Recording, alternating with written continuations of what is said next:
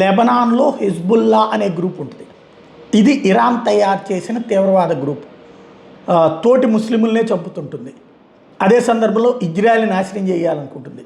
ఇజ్రాయెల్లో ఉన్నటువంటి యూదుల అంతం అన్నటువంటి ఇరాన్ పంతాన్ని నెత్తిన పెట్టుకుని తన సొంత ముస్లిం యువతని మీరు యూదుల్ని చంపితే స్వర్గానికి వెళ్తారు, 1కి 2 సార్లు స్వర్గానికి వెళ్తారు, 72 మందికి 140 మంది అమ్మాయిలు వస్తారు, ఇట్లాగ చెప్పి ఆ పిల్లల్ని, లెబనాన్లో ఉన్న పిల్లలకి చదువు అబ్బనీయకుండా, విద్య, ఉద్యోగం, వ్యాపారం ఏమీ చేయనీయకుండా వాళ్ళకి ఆయుధ శిక్షణ ఇచ్చి ఆ ఆయుధాలు అలవాటు పడినందుకు గాను అంత ముద్దబెట్టి అంత జీతం ఇచ్చి అవన్నీ ఇరాన్ ఇస్తే అది చేసి ఇజ్రాయెల్ని నాశనం చేయడానికి చేస్తూ ఉంటుంది.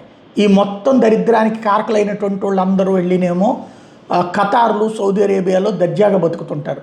ఇక్కడ ఈ యెమెను, లెబనాను, పాలస్తీనా లాంటి దేశాల్లో మాత్రమే తమ బిడ్డల్ని తీవ్రవాదంలో తీసుకురారు. కానీ తీవ్రవాదుల కిందన సాధారణ ప్రజల బిడ్డల్ని మాత్రం తీసుకెళ్తారు.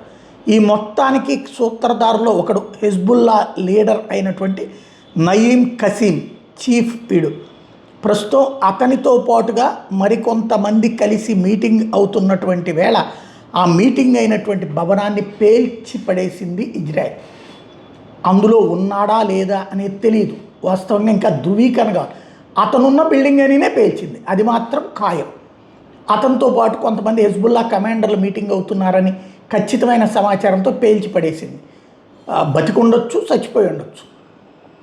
అక్కడికి ఆ టైంకి వెళ్ళకపోతే బతికుండొచ్చు, లేదా వెళ్ళినా ఏ బంకర్లోనో దాక్కుంటే బతికుండొచ్చు, లేదా ఏ అండర్ గ్రౌండ్లోనో జరుగుతుంటే బతికుండొచ్చు. ఎందుకంటే ఇంతకుముందు కొమైని అనేక సార్లు అట్ట బతికిపోయాడు.